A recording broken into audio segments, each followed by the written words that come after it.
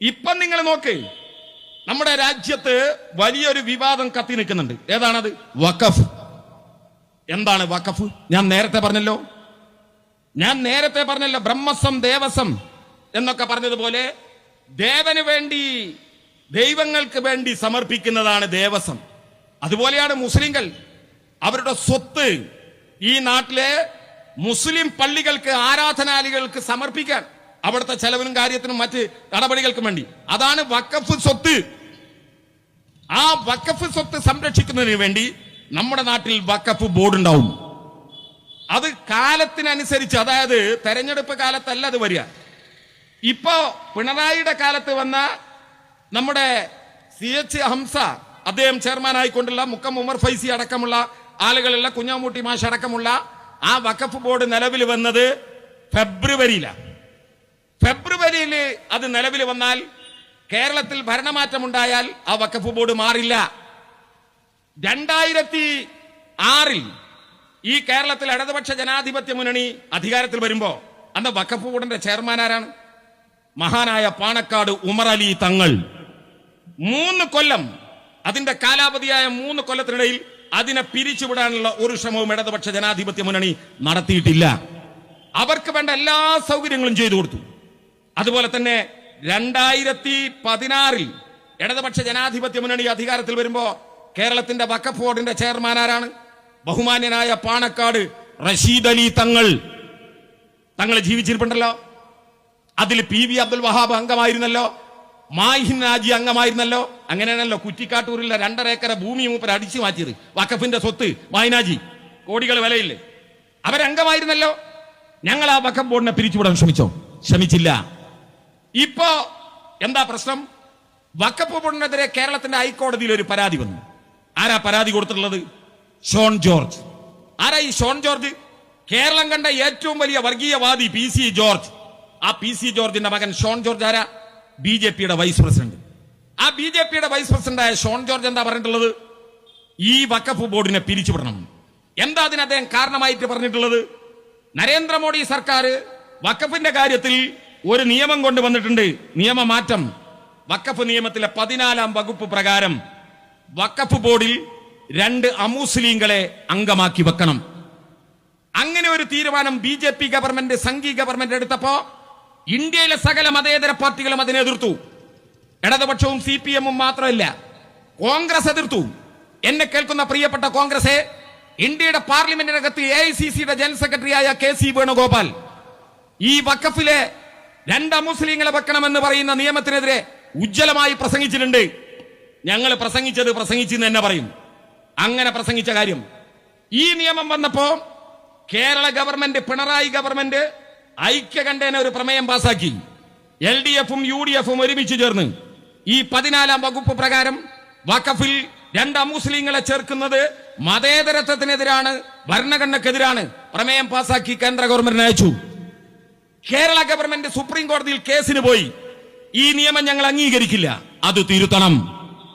കേരളത്തിന്റെ വഖഫ് ബോർഡ് ആ കേസിൽ കക്ഷി ചേർന്നു. മുസ്ലിം ലീഗ് നിങ്ങളും കക്ഷി ചേർന്നു. കേരളത്തിലെ 3-4 മുസ്ലിം സംഘടനകൾ അതിൽ കക്ഷി ചേർന്നു. കഴിഞ്ഞില്ല. തമിഴ്നാടിന്റെ വഖഫ് ബോർഡ് ആരാ ചെയർമാൻ? രാമനാഥപുരത്ത് നിന്ന് പാർലമെന്റ് തെരഞ്ഞെടുപ്പിൽ ജയിച്ച ഖനീഖാൻ, മുസ്ലിം ലീഗിന്റെ പാർലമെന്റ് മെമ്പർ, അയാളാ ചെയർമാൻ. അയാളടക്കം സുപ്രീം കോടതിയിൽ കേസിന് പോയി. കേന്ദ്ര ഗവൺമെന്റിനെതിരെ ഈ കേസ് നടന്നുകൊണ്ടിരിക്കുക. പ്രിയപ്പെട്ടവരെ, ഈ നാട് നല്ല കരുതലോടെ ഇരിക്കണം. ഒരു മുഖ്യമന്ത്രി സ്ഥാനത്തിരുന്ന് ഉത്തരവാദിത്തപ്പെട്ടത് സംസാരിക്കേണ്ട VD സതീശൻ ഇന്നലെ പത്രക്കാരുടെ മുമ്പിൽ പച്ച നുണ പറഞ്ഞു. എന്താണ് പറഞ്ഞിട്ടുള്ളത്? സുപ്രീം കോടതിക്ക് മുമ്പിലുള്ള ഈ നിയമത്തിനെതിരെയുള്ള എല്ലാ കേസും സുപ്രീം കോടതി തള്ളിയിട്ടുണ്ട് എന്നാ അയാൾ പറഞ്ഞത്. എന്റെ പ്രിയപ്പെട്ട സതീശ, സുപ്രീം കോടതി ഡയറി നമ്പർ കേട്ടോ 1826/1/2025, കേസ് നമ്പർ WPC 00-276/2025.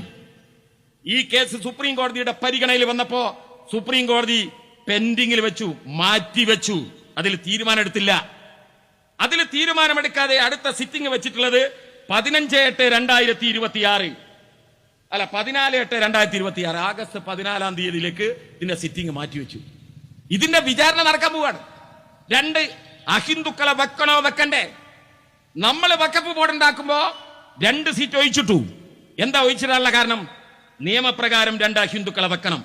പക്ഷെ നമ്മൾ പറഞ്ഞു ഇങ്ങനെ ഒരു കേസ് നടക്കുന്നുണ്ട്, ആ വ്യവഹാരത്തിന് ഒരു വ്യവസ്ഥിതിയായിട്ടില്ല എന്ന് പറഞ്ഞാൽ ആ കേസിനൊരു തീരുമാനമായിട്ടില്ല.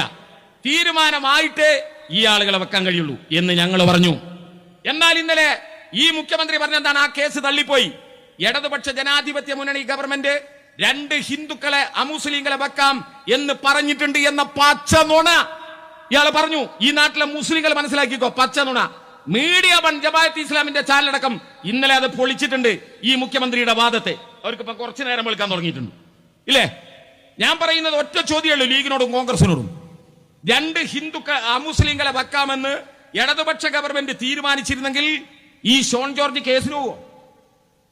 അഹിന്ദുക്കളെ അമുസ്ലിങ്ങളെ വെക്കുമെന്ന് ഗവൺമെന്റ് തീരുമാനിച്ചിട്ടുണ്ടായിരുന്നെങ്കിൽ ഇയാൾ കേസിന് പോവോ? ആ കേസ് കേരളത്തിന്റെ ഹൈക്കോടതിയിൽ വിചാരണ നടക്കും. ആ വിചാരണ കേരളത്തിന്റെ ഹൈക്കോടതിയിൽ നടക്കുമ്പോൾ എന്നെ കേൾക്കുന്ന പ്രിയപ്പെട്ട മതന്യൂനപക്ഷങ്ങളെ, മുസ്ലിങ്ങളെ ശ്രദ്ധിച്ചോ.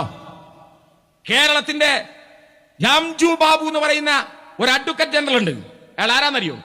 ആരിഫ് മുഹമ്മദ് ഖാൻ കേരളത്തിന്റെ ഗവർണറായപ്പോ കേരളത്തിലെ യൂണിവേഴ്സിറ്റികളിൽ RSSകാരെ തിരികെ കയറ്റാൻ ശ്രമിച്ചപ്പോ ആരിഫ് മുഹമ്മദ് ഖാന്റെ നിയമോപദേശകനായിരുന്നു അഡ്വക്കേറ്റ് ജാംജു ബാബു. അയാളുടെ നിയമനം വലിയ വിവാദം ഉണ്ടായിട്ടുണ്ട്. ഞാൻ അതിന്റെ വിശദീകരണത്തിലേക്ക് പിന്നെ വരാം.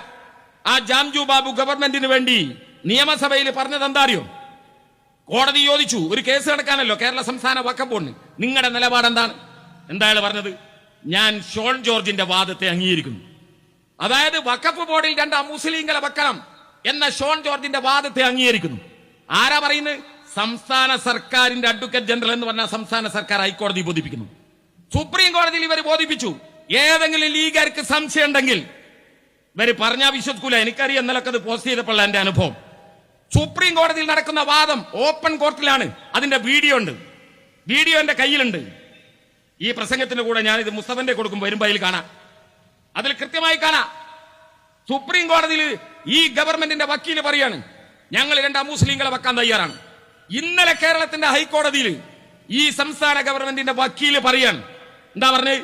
ഞങ്ങൾ 2 അമുസ്ലിങ്ങളെ വഖഫ് ബോർഡിൽ വെക്കാൻ തയ്യാറാണ്. പ്രിയപ്പെട്ടവരെ, കരുതിയിരുന്നോ?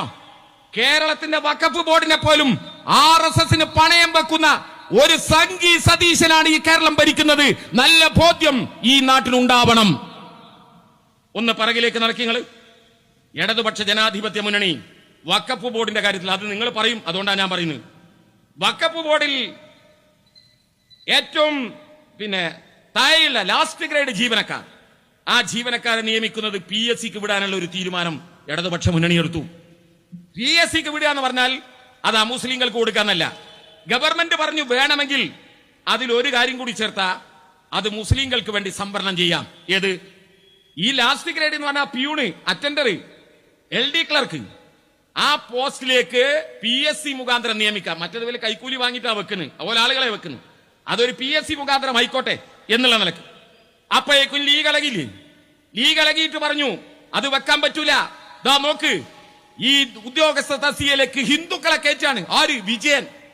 അപ്പോഴാ വിജയൻ വരിക. അപ്പോഴാണ് ഫാത്തിമ തൗലിയ, അറിയില്ലേ? പച്ചപ്പൊള്ളു പറഞ്ഞ് കൗമ പറഞ്ഞ് ജയിച്ചു കയറിയ ഫാത്തിമ തൗലിയ. എന്തേനോളെ പ്രസംഗം? ആരായിരുന്നു ഫാത്തിമ തൗലിയ എന്ന് നിങ്ങൾക്കറിയാലോ. PK നവാസും കൂട്ടരും ഞങ്ങളെ പീഡിപ്പിച്ചു എന്ന് ചാനലിന്റെ മുമ്പിൽ വന്ന് പറഞ്ഞതാണ് ഫാത്തിമ തൗലിയ. ഫാത്തിമ തൗലിയ ഇനി പുറത്ത് പലതും പറഞ്ഞാൽ ഞാൻ വേറെ പലതും പുറത്തു വിടുന്നു പറഞ്ഞാണ് PK നവാസ്.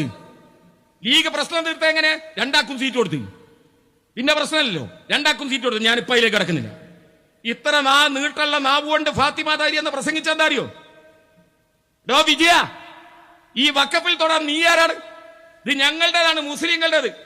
അള്ളാഹുവിന്റെ കാര്യമാണ്. ഞങ്ങൾക്ക് പോലെ അതിൽ തൊടാൻ പറ്റൂല അള്ളാഹുവിന്റെ ഭൂമിയിൽ, ഞങ്ങൾ മുസ്ലിങ്ങൾക്ക്. പിന്നെ വിജയൻ എന്ന് പറയുന്നത് നീ എങ്ങനെ അതിൽ തൊടുക? അതിൽ തൊട്ടാ ഞങ്ങൾ കാണിച്ചു തരാം എന്തായിരുന്നു വർഗീയ വിഷം ചീറ്റി തുപ്പിയിരുന്നത്. കോഴിക്കോട് കടപ്പുറത്ത് വലിയ വഖഫ് സംരക്ഷണ റാലി നടത്തി ലീഗ്. അന്നാണ് അബ്ദുറഹിമാൻ കല്ലായിന്റെ കുപ്രസിദ്ധമായ പ്രസംഗം. എന്തായിരുന്നു പ്രസംഗം? നമ്മുടെ മന്ത്രി റിയാസ് വീണയെ കല്യാണം കഴിച്ചു, പിണറായി വിജയന്റെ മകളെ കല്യാണം കഴിച്ചു. അപ്പൊ പറഞ്ഞു അത് വ്യഭിചാരാണ്, നീ കാഫറാണ്. ആരാ പ്രഖ്യാപിക്കുന്ന? ഈ അബ്ദുറഹ്മാൻ കല്ലായി. അത് പ്രഖ്യാപിക്കാൻ ഇയാളാരാ? കാഫർ എന്ന് പ്രഖ്യാപിക്കാൻ ഇയാളാരാ? ഇയാൾക്ക് എന്താ അധികാരം കാഫർ എന്ന് പ്രഖ്യാപിക്കാൻ?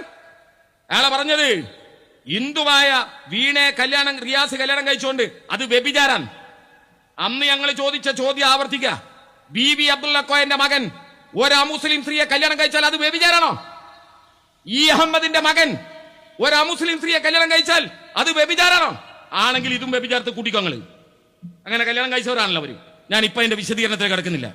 അന്ന് ഞങ്ങളെ കാഫറാക്കിയവർ, അന്ന് ഞങ്ങളെ എതിരില് വ്യഭിചാരം പറഞ്ഞവർ, അന്ന് 1000 പള്ളികളുടെ ഇമാമിന്റെ പ്രസ്താവന. 1000 പള്ളികളുടെ ഇമാം ഇന്നലത്തെ കേട്ടില്ലേ? വഖഫ് കേൾക്കണം, പള്ളികളിൽ പറയാൻ പറയണം. 1000 പള്ളികളുടെ ഇമാം അടക്കം പറഞ്ഞു. ഇവിടെയുള്ള ചില പൊക്കൂട്ടരുമാര് പറഞ്ഞു. എന്താ പറഞ്ഞു? വെള്ളിയാഴ്ച ദിവസം പള്ളികളിൽ ഈ PSC നിയമനത്തിനെതിരെ പ്രസ്താവന നടത്തണം.